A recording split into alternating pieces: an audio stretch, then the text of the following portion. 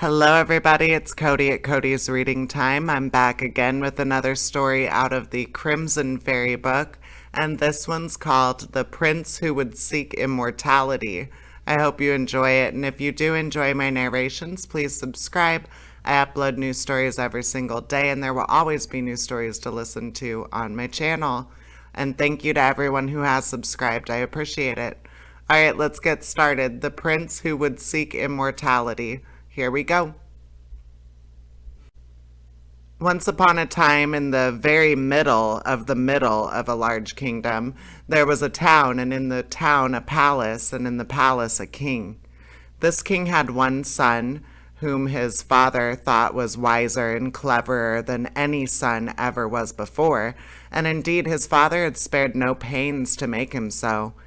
He had been very careful in choosing his tutors and governors when he was a boy, and when he became a youth he sent him to travel so that he might see the ways of other people and find that they were often as good as his own. It was now a year since the prince had returned home, for his father felt that it was time that his son should learn how to rule the kingdom, which he would one day have for his own. But during his long absence, the prince seemed to have changed his character altogether. From being a merry and light-hearted boy, he had grown into a gloomy and thoughtful man. The king knew nothing of what could have produced such an alteration. He vexed himself about it from morning till night, till at length an explanation occurred to him. The young man was in love. Now the prince never talked about his feelings. For the matter of that, he scarcely talked at all, and the father knew that if he was to come to the bottom of the prince's dismal face, he would have to begin. So one day after dinner, he took his son by the arm and led him into another room, and it was hung entirely with pictures of beautiful maidens, each one more lovely than the other. "My dear boy," he said, "you are very sad. Perhaps after all your wanderings it is dull for you here all alone with me. It would be much better if you would marry, and I have collected here the portraits of the most beautiful women in the world, of a rank equal to your own. Choose which among them you would like for a wife, and I will send an embassy to her father to ask for her hand." "Alas, your majesty," answered the prince, "it is not love or marriage that makes me so gloomy, but the thought, which haunts me day and night, that all men, even kings, must die. Never shall I be happy again till I have found a kingdom where death is unknown, and I have determined to give myself no rest till I have discovered the land of immortality." The old king heard him with dismay. Things were worse than he thought. He tried to reason with his son and told him that during all these years he had been looking forward to his return in order to resign his throne and his cares, which pressed so heavily upon him. But it was in vain that he talked. The prince would not listen to anything, and the following morning he buckled on his sword and set forth on his journey. He had been traveling for many days and had left his fatherland behind him. When close to the road he came upon a huge tree, and on its topmost bough an eagle was sitting shaking the branches with all its might. This seemed so strange and so unlike an eagle that the prince stood still with surprise, and the bird saw him and flew to the ground. The moment its feet touched the ground he changed into a king. "Why do you look so astonished?" he asked. "I was wondering why you shook the boughs so fiercely," answered the prince. "I am condemned to do this, for neither I nor any of my kindred can die till I have rooted up this great tree," replied the king of the eagles. "But it is now evening, and I need work no more today. Come to my house with me and be my guest for the night." The prince accepted gratefully the eagle's invitation, for he was tired and hungry. They were received at the palace by the king's beautiful daughter, who gave orders that dinner should be laid for them at once. While they were eating, the eagle questioned his guest about his travels, and if he was wandering for pleasure's sake or with any special aim. Then the prince told him everything, and how he could never turn back till he had discovered the land of immortality. "Dear brother," said the eagle, "you have discovered it already, and it rejoices my heart to think that you will stay with us. Have you not just heard me say that death has no power either over myself or any of my kindred till that great tree is rooted up? It will take me 600 years hard work to do that. So marry my daughter, and let us all live happily together here. After all, 600 years is an eternity." "Ah, dear king," replied the young man, "your offer is very tempting, but at the end of 600 years we should have to die, so we should be no better off. No, I must go on till I find the country where there is no death at all." Then the princess spoke and tried to persuade the guest to change his mind, but he sorrowfully shook his head. At length, seeing that his resolution was firmly fixed, she took from a cabinet a little box which contained her picture and gave it to him, saying, "As you will not stay with us, Prince, except this box, which will sometimes recall us to your memory, if you are tired of traveling before you come to the land of immortality, open this box and look at my picture, and you will be borne along either on earth or in the air, quickly as though or swift as a whirlwind." The prince thanked her for her gift, which he placed in his tunic, and sorrowfully bade the eagle and his daughter farewell. Never was any present in the world as useful as that little box, and many times did he bless the kind thought of the princess. One evening it had carried him to the top of a high mountain, where he saw a man with a bald head busily engaged in digging up spadefuls of earth and throwing them in a basket. When the basket was full, he took it away and returned with an empty one, which he likewise filled. The prince stood and watched him for a little, till the bald-headed man looked up and said to him, "Dear brother, what surprises you so much?" "I was wondering why you were filling the basket," replied the prince. "Oh," replied the man, "I'm condemned to do this, for neither I nor any of my family can die until I've dug away the whole of this mountain and make it level with the plain. But come, it is almost dark, and I shall work no longer." And he plucked a leaf from a tree close by, and from a rough digger he was changed into a stately bald-headed king. "Come home with me," he said. "You must be tired and hungry, and my daughter will have supper ready for us." The prince gladly accepted, and they went back to the palace, where the bald-headed king's daughter, who was still more beautiful than the other princess, welcomed them at the door and led the way to a large hall and to the table covered with silver dishes. While they were eating, the bald-headed king asked the prince why he had happened to wander so far, and the young man told him all about it and how he was seeking the land of immortality.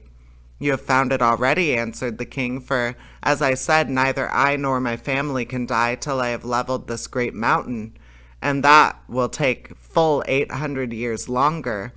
Stay here with us and marry my daughter. 800 years is surely long enough to live."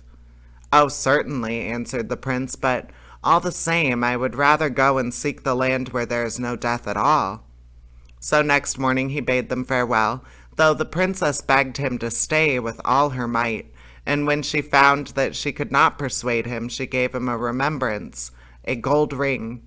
This ring was still more useful than the box, because when one wished oneself at any place, one was there directly, without even the trouble of flying to it through the air.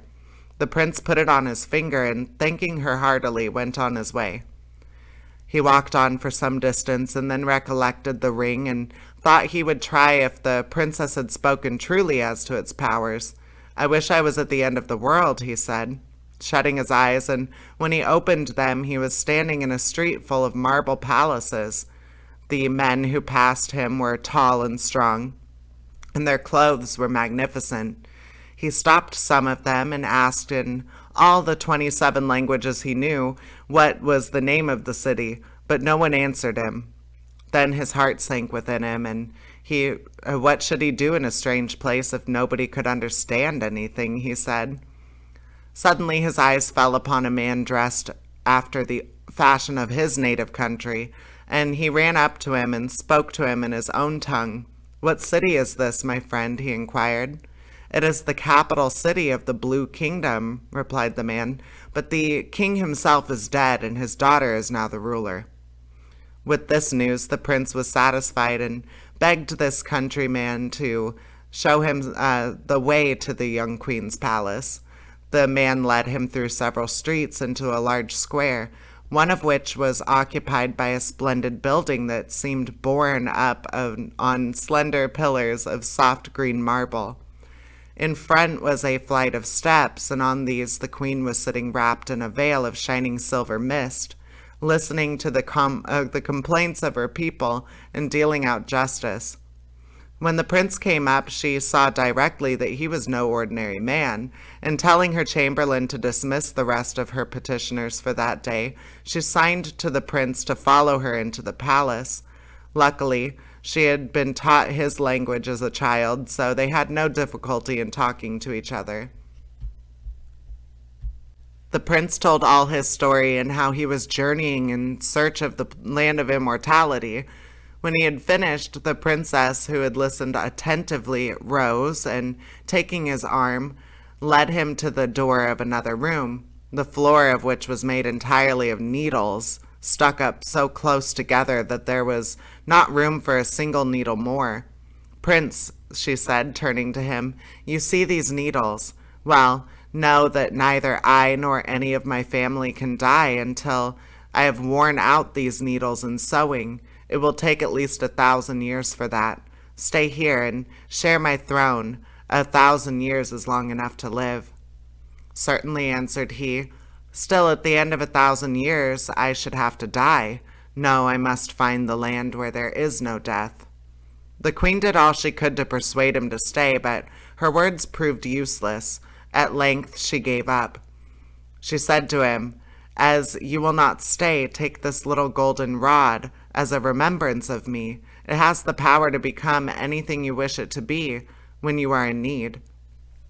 So the prince thanked her, and putting the rod in his pocket, went on his way. Scarcely had he left the town behind him when he came to a broad river which no man might pass, for he was standing at the end of the world, and this was the river which flowed around it. So, not knowing what to do next, he walked a little distance up the bank, and there, from over his head, a beautiful city was floating in the air. He longed to get to it, but how? Neither road nor bridge was anywhere to be seen, yet the city drew him upwards, and he felt that there was at last the country which he sought. Suddenly he remembered the golden rod which the mist-veiled queen had given him. With a beating heart he flung it into the ground, wishing with all his might that it might turn into a bridge, and fearing that, after all, this might prove beyond its power. But no. Instead of the rod, there stood a golden ladder, leading straight up to the city in the air. He was about to enter the golden gates when there sprang at him a wondrous beast, whose like he had never seen. "Out sword from the sheath," cried the prince, springing back with a cry, and the sword leapt from the scabbard and cut off some of the monster's heads. But others grew again directly, so that the prince, pale with terror, stood where he was, calling for help and putting his sword back in the sheath again. The queen of the city heard the noise and looked from her window to see what was happening. Summoning one of her servants, she bade him go and rescue the stranger and bring him to her. The prince thankfully obeyed their order and entered her presence. The moment she looked at him, the queen also felt that he was no ordinary man, and she welcomed him graciously and asked him what had brought him to the city. In answer, the prince told all his story and how he had traveled long and far in search of the land of immortality. "You have found it," said she, "for I am queen over life and over death. Here you can dwell among the immortals." 1,000 years had passed since the prince first entered the city, but they had flown so fast that the time seemed no more than 6 months. There had not been one instant of the 1,000 years that the prince was not happy till one night when he dreamed of his father and his mother. Then the longing for his home came upon him with a rush, and in the morning he told the queen of the immortals that he must go and see his father and mother once more. The queen stared at him with amazement and cried, "Why, prince, are you out of your senses? It's more than 800 years since your father and mother died. There will not even be their dust remaining." "I must go all the same," he said. "Well, do not be in a hurry," continued the queen, understanding that he would not be prevented. "Wait till I make some preparations for your journey." So she unlocked her great treasure chest and took out two beautiful flasks, one of gold and one of silver, which she hung round his neck. Then she showed him a little trap door in one corner of the room and said, "Fill the silver flask with this water, which is below the trap door. It is enchanted, and whoever you sprinkle with the water will become a dead man at once, even if he had lived 1,000 years. The golden flask you must fill with the water here," she added, pointing to a well in another corner. "It springs from the rock of eternity. You have only to sprinkle a few drops on a body and it will come back to life again, if it had been dead 1,000 years already." The prince thanked the queen for her gifts and, bidding her farewell, went on his journey. Soon he arrived in the town where the mist-veiled queen reigned in her palace, but the whole city had changed and he could scarcely find his way through the streets. In the palace itself all was still, and he wandered through the rooms without meeting anyone to stop him. At last he entered the queen's own chamber, and there she lay, with her embroidery still in her hands, fast asleep. He pulled at her dress, but she did not waken. Then a dreadful idea came over him, and he ran to the chamber where the needles had been kept, but it was quite empty. The queen had broken the last over the work she had in her hand, and with it the spell was broken too, and she lay dead. Quick as the thought, the prince pulled out the golden flask and sprinkled some drops of the water over the queen. In a moment she moved gently, and raising her head, opened her eyes. "Oh, my dear friend, I am so glad you wakened me. I must have slept a long while." "You would have slept till eternity," answered the prince, "if I had not come here to waken you." At these words the queen remembered about the needles, and she knew now that she had been dead, and that the prince had restored her to life. She gave him thanks from her heart for what he had done, and vowed she would repay him if she ever had a chance. The prince took his leave and set out for the country of the bald-headed king. As he drew near the palace, he saw that the whole mountain had been dug away, and that the king was lying dead on the ground, his spade and bucket beside him. As soon as the water from the golden flask touched him, he yawned and stretched himself, and slowly rose to his feet. "Oh, my dear friend, I'm so glad to see you," cried he. "I must have slept a long while." "You would have slept till eternity if I had not been here to waken you," answered the prince, and the king remembered the mountain and the spell, and vowed to repay the service if ever he had a chance. Further along the road, which led to his old home, the prince found the great tree torn up by its roots, and the king of the eagles sitting dead on the ground, with his wings outspread as if for flight. A flutter ran through the feathers as the drops of the water fell on him, and the eagle lifted its beak from the ground and said, "Oh, how long I must have slept! How can I thank you for having awakened me, my dear good friend?" "You would have slept till eternity if I've not been here to waken you," answered the prince. Then the king remembered about the tree and knew that he had been dead, and promised, if ever he had the chance, to repay what the prince had done for him. At last he reached the capital of his father's kingdom, but on reaching the place where the royal palace had stood, instead of the marble galleries where he used to play, there lay a great sulphur lake, its blue flames darting into the air. How was he to find his father and mother and bring them back to life if they were lying at the bottom of that horrible water? He turned away sadly and wandered back into the streets, hardly knowing where he was going, when a voice behind him cried, "Stop, prince! I have caught you at last. It is 1,000 years since I began to seek you." And there beside him stood the old white-bearded figure of Death. Swiftly he drew the ring from his finger, and the king of the eagles, the bald-headed king, and the mist-veiled queen hastened to his rescue. In an instant they had seized upon Death and held him tight, till the prince should have time to reach the land of immortality. But they did not know how quickly Death could fly, and the prince had only 1 foot across the border when he felt the other grasped from behind and the voice of death calling, "Halt, now you are mine." The queen of the immortals was watching from her window and cried to Death that he had no power in her kingdom and that he must seek his prey elsewhere. "Quite true," answered Death, "but his foot is in my kingdom, and that belongs to me." "At any rate, half of him is mine," replied the queen, "and what good can the other half do for you? Half a man is no use, either to you or to me. But this once I will allow you to cross into my kingdom, and we will decide by a wager whose he is." And so it was settled. Death stepped across the narrow line that surrounded the land of immortality, and the queen proposed the wager which was to decide the prince's fate. "I will throw him into the sky," she said, "right to the back of the morning star, and if he falls down into this city, then he is mine, but if he should fall outside the walls, he shall belong to you." In the middle of the city was a great open square, and here the queen wished the wager to take place. When all was ready, she put her foot under the foot of the prince and swung him up into the air. Up, up he went, high among the stars, and no man's eyes could follow him.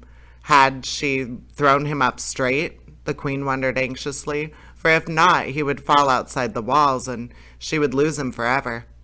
The moments seemed long while she and Death stood gazing up into the air, waiting to know whose prize the prince would be. Suddenly they both caught sight of a tiny speck no bigger than a wasp, right up in the blue. Was he coming straight? No. Yes. But as he was nearing the city, a light wind sprang up and swayed him in the direction of the wall. Another second he would have fallen half over it, when the queen sprang forward, seized him in her arms, and flung him into the castle. Then she commanded her servants to cast Death out of the city, which they did, with such hard blows that he never dared to show his face again in the land of immortality. And that is the end of the story. I hope you enjoyed it, and please subscribe. I upload new stories every single day, and there will always be new ones to listen to. All right, take care, everybody. Bye-bye.